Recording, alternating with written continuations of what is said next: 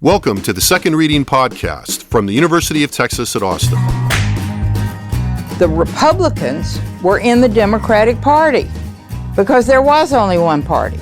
So I tell people on a regular basis, there is still a land of opportunity in America. It's called Texas. The problem is, these departures from the Constitution, they have become the norm. At what point must a female senator raise her hand or her voice to be recognized over the male colleagues in the room?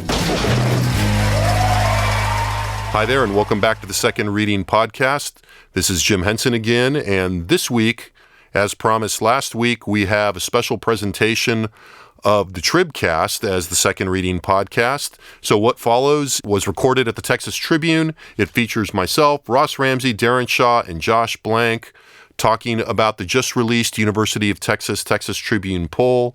Enjoy this, and Josh and I will be back next week. Texas talking, what was that you said? Texas talking, gonna hoop upside your head. Texas talking, tell me who can you trust when Texas got all and Texas got love. Texas talking. Hi, everyone, and thanks for tuning in for this special edition of the Texas Tribune's Tribcast, where I'll be talking to our pollsters about the latest University of Texas Texas Tribune Poll.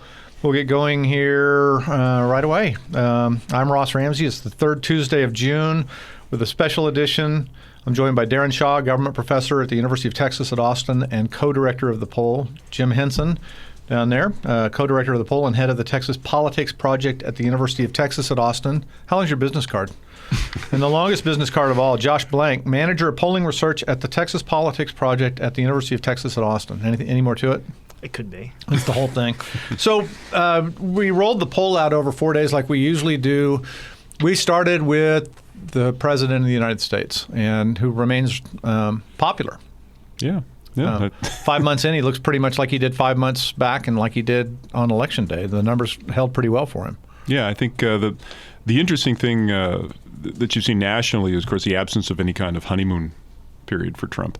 But Texas is a little quirky given the distribution of partisans within the state. I mean, the main dynamic that we've seen is sort of a solidification of support amongst Republicans. And it's not that his numbers were bad, but there was a lot of soft support, particularly in the aftermath of the election. I think a lot of Texas Republicans probably sort of held their nose and voted for what they considered to be the lesser of two or three or four evils. Voting against somebody rather than for somebody. Right. And the funny thing, odd, is that as Trump has had these sort of series of controversies unfold over the first 3 or 4 months, Texas Republicans have moved kind of lock stock to support him. And I'm not quite sure whether that was inevitable or whether it's a reaction to the way the media has framed things. It's not clear. Although you can't help but look at it and think they were going to move behind the guy almost no matter what.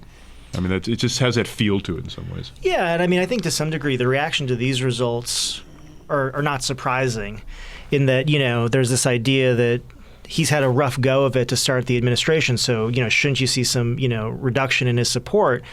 But that also assumes that, things were going so well before that or something, or there's new information that people are incorporating, but nothing has really changed, right? If you think about the campaign to the transition period to the beginning of the administration, I mean, certainly there, you could argue about the relative, let's say seriousness of the different, issues that have come up over that time period.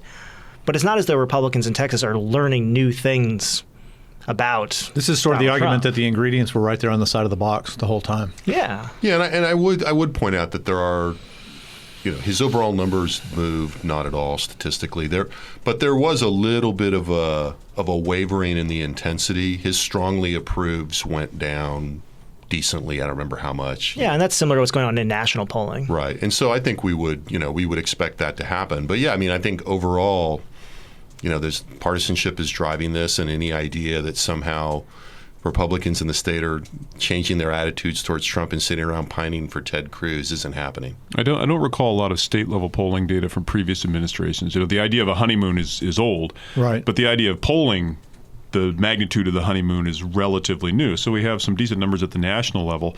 I'm curious in some of these state-level polls, both Texas and elsewhere, about what are the internals of this, right? If Bush or Obama, actually Bush had a limited honeymoon as well, but Obama had, very, very high numbers after the inauguration, the swearing in. It would have been interesting to go back, and there might be a few of these, to look at some of the statewide numbers and seeing, how much variance there is there. Because, you might think that, well, a blue state would be off the charts for him and a red state less so. I'm not sure that's the way it would go. It strikes me that, to the extent that a president goes to 65% approval, it's probably concentrated in states with lots of independents and out partisans who kind of cut the guy a break for a little while and then come back to earth once the honeymoon is over. And that brings up a key point, too, which is that, to the extent that his numbers look, let's say, weaker here than you might expect, a lot of that is the fact that he's not getting a honeymoon with Democrats. And that's happening, in Texas as elsewhere. So, in some ways, you focus on the Republicans' strong support for Trump. It may be the exact same as what we've witnessed. Just that the other side didn't say, well, let's give him the benefit of the doubt for a minute. Yeah, I think so. Yeah, I think that's almost certainly true. So what about the related stuff? There were a bunch of questions in here about, not just Trump's popularity, but the Russia thing, or the FBI thing. Somebody jump into this. What about it? There's the worm on the hook. Somebody go. Well, I think the Russia thing is fascinating to me, and I think it's, you have to be careful with what you do with that. Okay, so get to my number, 40% of Republicans. Right, your number is at 40%. Yeah, it's our number. 40. We've all talked about this. 40% of Republicans are kind of withheld judgment on Russia. Right. In the fave-unfave item that we had. My view is neither favorable nor unfavorable. No, or they said they don't know. And that's, even setting, you can't really set Trump aside on it, but it's a pretty interesting historical artifact to look at that number in conjunction with the fact that negatives towards Russia were higher among Democrats than they were among Republicans. Yeah, that is like goes to Barry Goldwater on line one. That's an unimaginable outcome 15 years ago. Look, this is a prime example of what we refer to in political science as motivated reasoning. And it sort of plays into all these more complex notions of public opinion. I say complex just because they're relatively sophisticated theoretically, but they're actually pretty intuitive. And I really hold out hope for the American and the Texas public in a lot of ways. but man, you look at these numbers and you can't help but think they have a guy.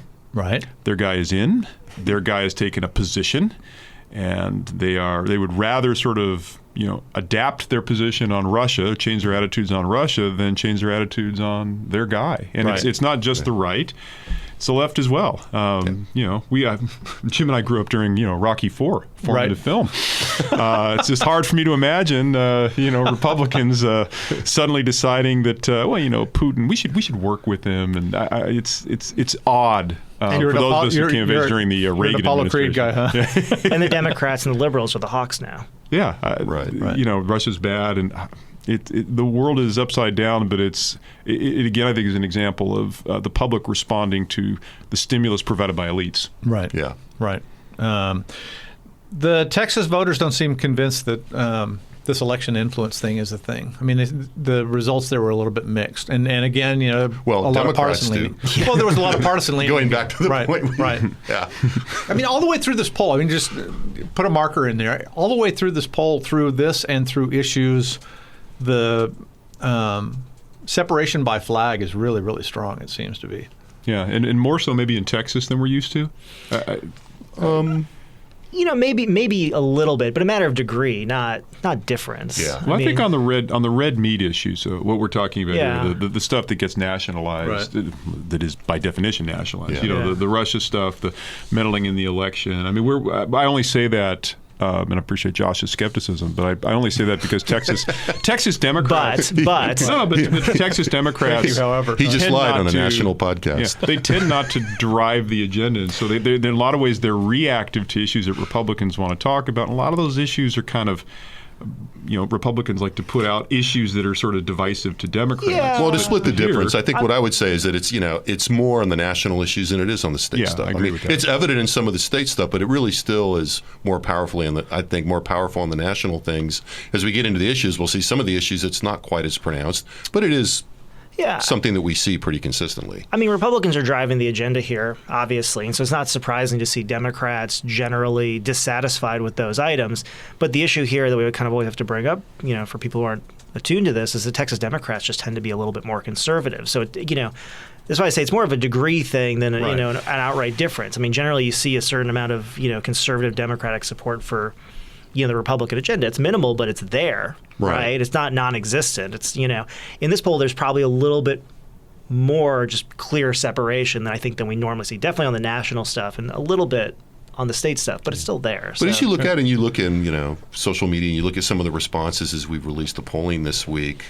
One of the little sub-themes has been one of the things Josh is talking about, people either being skeptical or skeptical of the result or surprised at the phenomenon that, more than 20% of Democrats thought some sort of bathroom legislation was important, for example. And we see that all the time, that, there's a non-trivial minority of Democrats that take positions that you would not identify with the national liberal Democratic position. Sounds like the name of a blog, Non-Trivial Minority of Democrats. Let me remind the Facebook viewers that if you post your questions in the comments, we'll try to get to them. Let's transition over to personalities and talk about the people at the top of Texas government in particular, and Daron Shaw's personal favorite, the John Cornyn number. Ross and I joke, I just continue to be amazed at how polarizing John Cornyn seems to be, given that we're comparing him with people like, Dan Patrick and Ted Cruz, and yet opposition seems to have centered on John Cornyn for some reason. He's hardly the firebrand you would have expected, right? He seems to have a harder time consolidating the love and affection of conservatives, although he does quite well there, but he doesn't do like, Cruz or Patrick. And he's got the biggest gap between his favorable and unfavorable rankings of any of the top officials we polled here. Yeah, and this is a guy who, we all sort of know and have seen John Cornyn make real efforts to reach out to the communities that Republicans are traditionally accused of ignoring or being hostile to. He goes to the border, he talks, he sort of puts out initiatives, but he can't seem to get any traction with independents or Democrats. They sort of attribute all the negatives they associate with Republicans on Cornyn. Do you think those efforts then hurt him with Republicans? I think they absolutely hurt him with Republicans. That's the other part and his positives aren't as high among Republicans and conservatives as, sort of the other people. But, is he part of the old guard? Is that part of, the cut points? Ross and I have talked about this. I think he gets all of the negatives that accrue to someone who is in a position of power and establishment and responsibility. And Congress. He's in Congress. Right, he's in Congress. And he gets none of the positives. He is so in Congress. Well, and he doesn't have the, Cruz is a separate brand. Cornyn, in a lot of ways, is not a separate brand from Congress. But I think there is something to the fact that, Cornyn was elected in 2002.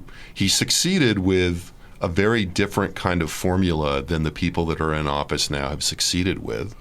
One might say. Well, he came in with a Texas president and became the Texas president's go-to guy in the Senate, and probably ran up to the power position faster than anybody from Texas since LBJ. But I think it's also fair to point out, the tone of the Republican public appeal and the tone of Republican politics was different in 2002 than it was in, say, 2012 or 2014.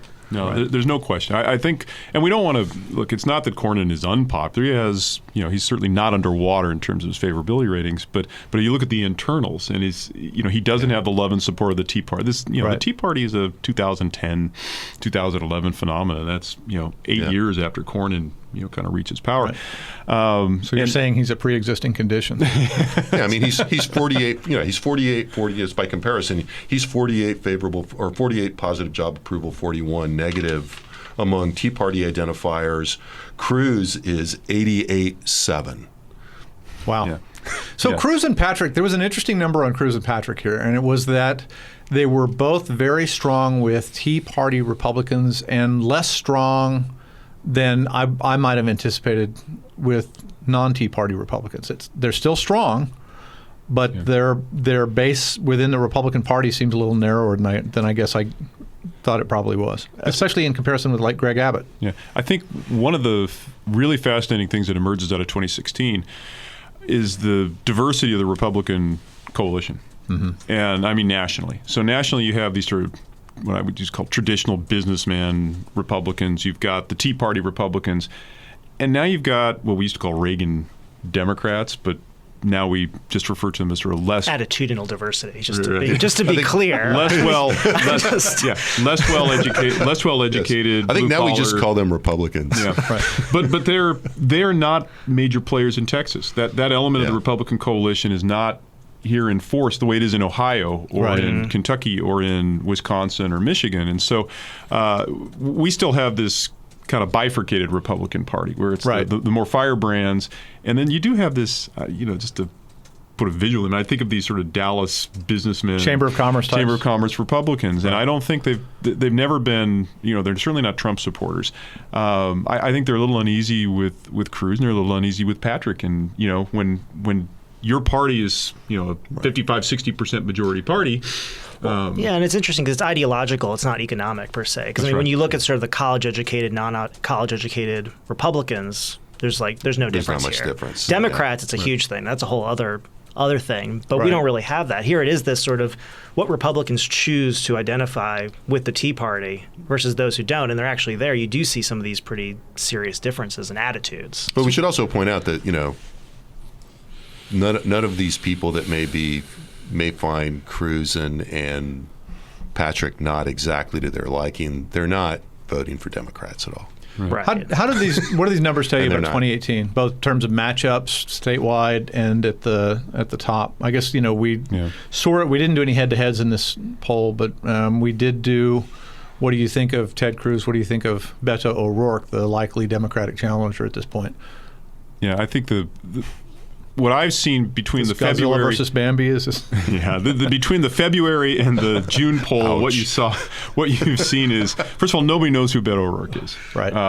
We had 55% who could not offer an opinion, and another 15% who said, "Well, I rate him kind of in the middle," which says to me, I don't think you really know who this guy is. Not to cast aspersions, but I'm skeptical about. Well, he has congressman's disease, right? He's known in one of 36 districts and not known in 35 districts. That's right. But that's not what I thought that was. Yeah, well. So you and your gutter mind. Yeah. So you're talking about 70% who really have no opinion probably don't really know him very well. So that's on the one side, and then on the other side of the ledger, Cruz I think took a hit. When he lost the primary, I think a lot of us were kind of impressed by how well he ran, but he lost. And when you lose, and this sort of aura of invincibility, is you're running in a presidential primary, making distinction between yourself and other Republicans. Well, and it was that was a tough primary too. It was. Yeah. I mean, he got he took on a lot of water for all the back and forth on Trump, and he took a lot of positions that he needed to take nationally, but may not redound to his benefit in Texas, whether it's on immigration, and one of the things that's interesting about Cruz is that that was his first appearance for people in 49 states, from whom Beto O'Rourke is going to be trying to raise money. I think that's sort of an interesting aspect of this. The people who have maybe the worst impression of Cruz don't have a countervailing positive impression, maybe from that we have in Texas, or that Texas Republicans have. Yeah.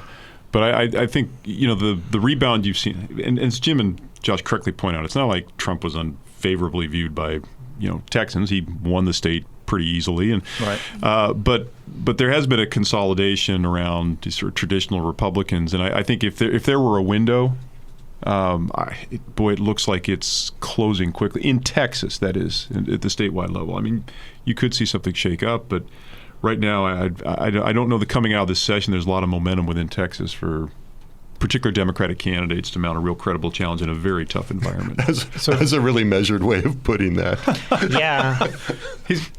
Would you say it more forcefully? From the diplomatic corps in the government department at University of Texas. Yeah. Much talked about, probably counterfactual, but the much talked about, maybe Abbott and Patrick someday. Abbott's a lot more popular, it looks like, than Patrick is. Yeah, we've talked about this a lot.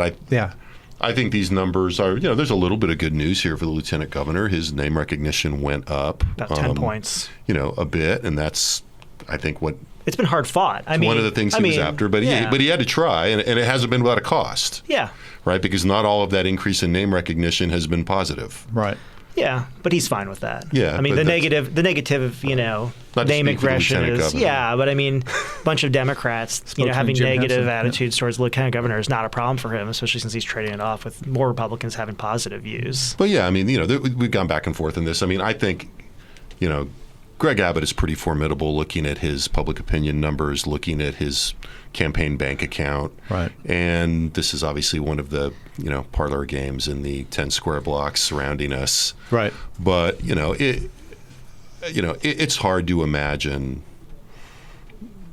really wanting to take this on if you're Lieutenant Governor Dan Patrick, it seems to me. It's not hard to imagine thinking about it all the time. Sure. And maybe even, dangling out some teasers because, it's a bad idea until it's a good one. Right. Should something happen or, should conditions change. But what this shows, I think, in conjunction with the way that Governor Abbott has handled the end of the session and the politics of the special session is that, this is not something that's going to be easy if you were to take Greg Abbott on, including if you're the lieutenant governor. You might be maybe the best placed person to do it, but that still doesn't make it easy or doable, particularly if you're already the lieutenant governor, which is a pretty damn good job if you're in Texas. Right.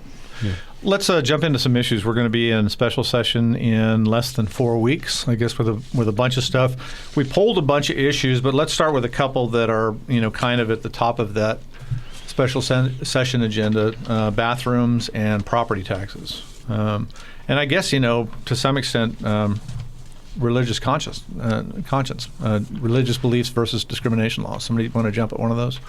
I'll jump at bathrooms. Why not? Yeah, I don't want to talk about it. Yeah, I don't really either, but I'll do it for you, both of you. This is actually a really hard thing to actually poll on. And we've talked about how to do this more than I even want to admit. But just for the purpose of this poll, what we did is in the February poll, we asked how important it was the legislature should, basically be regulating bathroom access. And then at the end of the session, we asked again, they spent this time on it, how important was it? And the main interesting finding, first of all, was that, let alone the fact that people are generally ambivalent overall about this, was that, Patrick's call to sort of rank and file GOP members and religious, people in the state worked. I mean, to a large extent. So when we polled on this in February, among Tea Party Republicans, I think only, I'm going to look at this, get it right for you, only 39% said it was important to regulate bathroom access, which seemed really low given all the, capital that was being put into it. At the end of the session, that number jumped to 70%. So, I mean... And we almost, even among subgroups, you never see anything jump that much. Right. But a whole session very rarely talking about it actually, motivated the people who he was looking to motivate behind it. And it's kind of, looking at it, it's kind of hard looking at these numbers now to think they're not going to get something done. I mean, seems like they almost have to now. Right. You would think that if their internal polling is showing the same thing that ours is, and I'm positive it is, then, there's going to be fear on the floor. I mean, they're going to, and that's what motivates these guys. They're risk averse. So clamor created. I think so. I mean, as people that would be listening to this know, there's all these other, personality factors. I mean, some people, if the leadership of the House is just dug in and they'll do anything they can to avoid this, then maybe you don't get something. But I'm pretty close to agreeing with Josh in the sense that, the governor has already queued up the raw material of a compromise that says, let's just quote unquote, protect the kids in the schools. That protects you at least from some of the pushback from the business community if you push a broader bill about public facilities. Right. And the politics maybe shake out for, some people. And, this becomes one of those moments when the speaker says, well, I'm just here to respect the will of the body. Right, right. So one of the things that looks like the clamor was already kind of pre-existing clamor was property taxes. They've been talking about it for years. It's what, members hear about in town hall meetings. It looks like voters are pretty uniformly united on this one. Well, you've written about this. I mean, the fundamental problem here is, you go into the session and you ask Texas voters what should they focus on, and they always almost inevitably say property taxes and schools. Right. And I don't think that people say... And no new taxes. And no new taxes. Right. Right? No new raising funds. So it's sort of like, you've sort of pointed this out, and I don't think that most, average Texas voters understand the linkage between these three things and why it's so difficult, which leads in a lot of ways to the legislature kind of doing these weird end-around kind of measures to try to lower property taxes so that they say that they did. Did something. So they can say they did something. Well, right? I'll actually chime in on behalf of the Texas public here. I pick my shots in that regard, but it is more complicated than that. I would suggest it's more complicated even than Josh has described it, which is pretty complicated. And that is, I come from a fairly property-rich environment. I'm over in Eanes.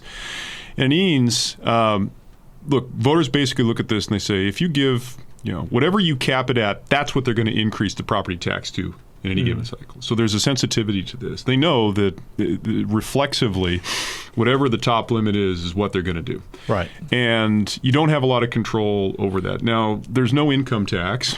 There's only sales tax. But there are these bond initiatives. And I think what you get in some of these localized communities, particularly in the more affluent areas, is a preference for bonds over property tax as a way to fund the schools. Now, that's not an option in other parts of Texas. But, for those sorts of areas, and there are lots of those areas, and they're very politically powerful, I think it's not that they don't want to pay for the schools. I think they strongly object to the sort of lack of control they have and the belief that they never get a fair shake from the tax. I mean, you go to these meetings or even go downtown when there are the complaints about how much they've raised. They're all from these. Maybe, but I mean, if you have areas. A preference for bonds over property taxes, then you probably also realize that your property taxes are going to pay for other people's school districts too. I mean, those things are still connected, right? Well, but you do get these. I mean, to this point, I mean, you do get these funny elections where you have a price-sensitive electorate. And, they don't want taxes to go up. And then you say something like, you're in Allen, Texas or Katy, Texas, and you say, how about a $60 million football stadium? And they go, oh, that's cool. Right? So, sometimes they'll go for a specific idea. But that's not just a tax increase for general use. It's for, we get that particular thing. Right. I mean, I don't disagree with Josh. I just don't. There's no contradiction. I mean, the question is why do you support more funds for education, but you don't support property tax? I think it's the mechanism.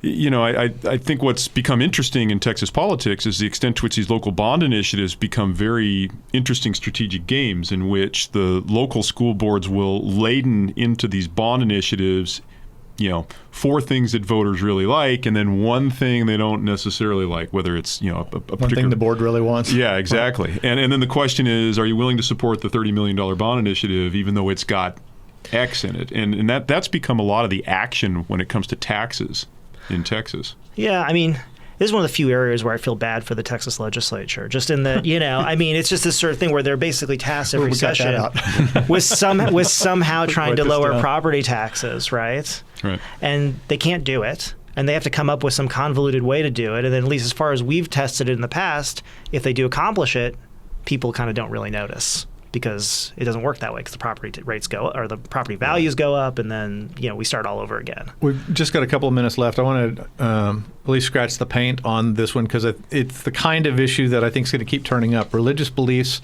and anti-discrimination laws, religious conscience laws, all the way from the Oregon bakers to the idea of foster care being dependent on the intentions and religions of the parents and of the kids. Talk to me about how this polled. Well, we should lay out, this is something, it's sensitive. We should lay out exactly how we asked it, which is, we asked people whether they agreed or disagreed that a sincerely held religious belief is a legitimate reason to exempt someone from laws designed to prevent discrimination. Right. And I mean, part of this is sort of the underlying theme of the session in some ways, these amendments coming up to create sort of religious exemptions for people, whether, we're talking about people trying to adopt children or lawyers, all these sorts of groups. And if you ask people about these individually, there's kind of no point. But the idea here is to get at the concept, sincerely held religious belief, laws designed to prevent discrimination, is this more important than this? Right. Well, I think what's fascinating about it is the party breakdown, once again, that there's almost unanimity on the Democratic side that no, you shouldn't, shouldn't do this.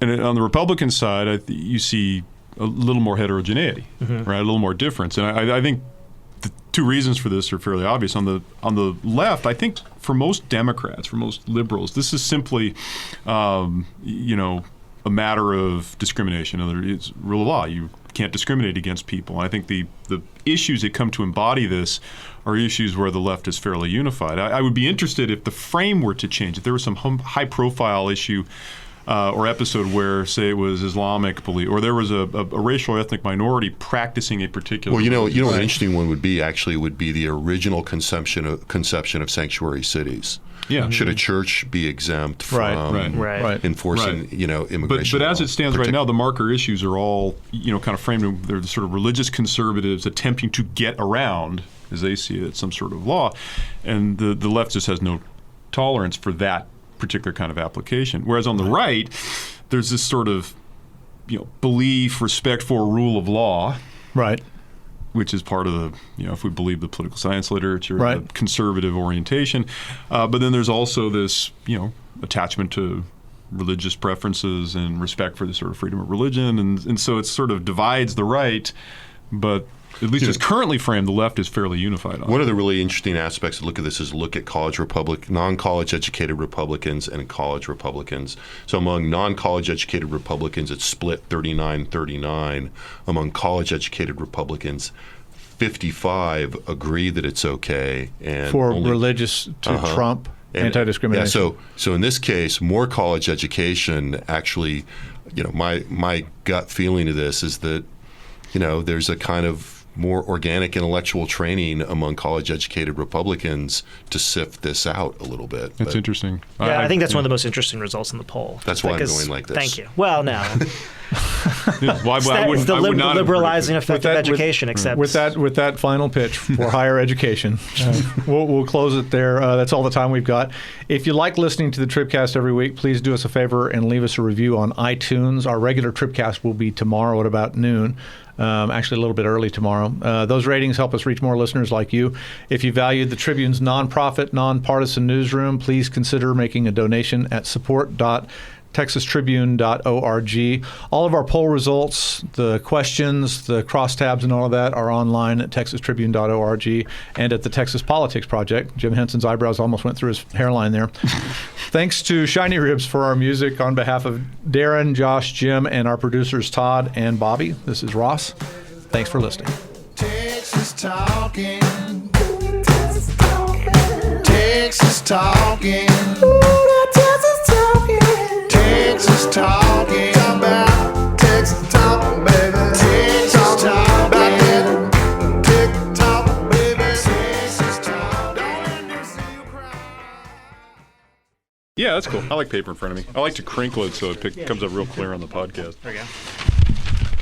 Thank you very much.